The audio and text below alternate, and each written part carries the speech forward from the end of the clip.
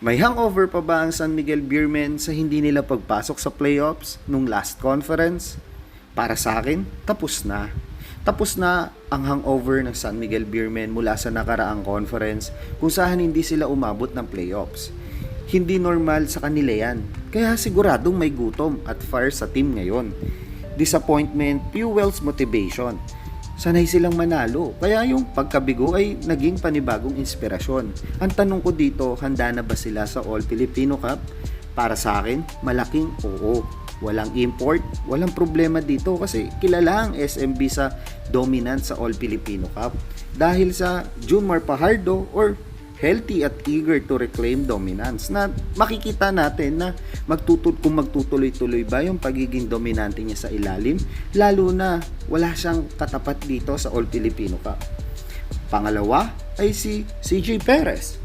Mas komportable na system, ready to explode.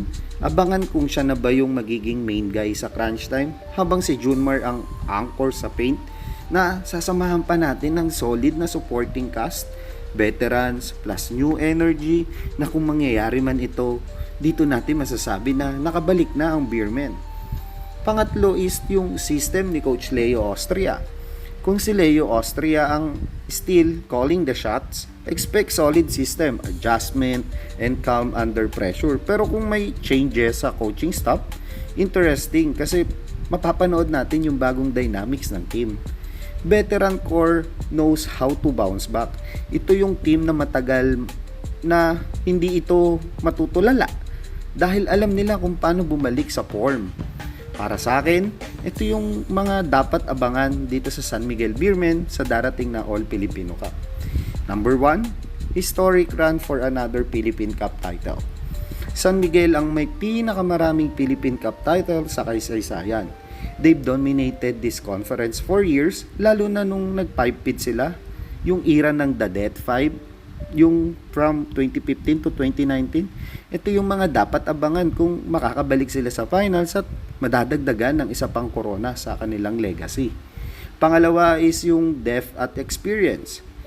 Oo, meron silang core na may Junmar Pajardo, pero isama na siguro natin sila Jericho Cruz, Lassiter, Chris Ross, Tautua, CJ Perez na puro veterano na at puro clutch player na din.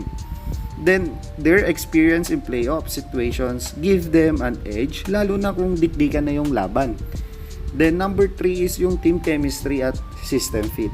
Oo, alam natin na ang laki ng pagkakaiba ng chemistry ng The Death 5 tsaka yung new generation teammates of Junmar Pajardo. Pero ito, walang import eh. So, kailangan lahat gumalaw sa system na merong screening, spacing, ball movement kung gusto nilang magdagdag ng corona para sa legacy nila dahil gaya nga nasabi ko, it's a All Filipino Cup at sila yung maraming nakuwang corona at kaya nilang i-dominate to. In overall, San Miguel has one of the most structured offensive system in the league. Kaya gusto ko silang abangan dahil kung sino yung makikita natin na magiging clutch shooter at kung paano sila magpapapacing sa game. Kayo ba mga idol? Ano yung mga gusto nyong idagdag dito sa San Miguel Beermen?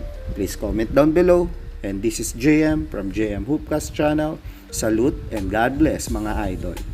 Here is the official lineup of San Miguel Beermen.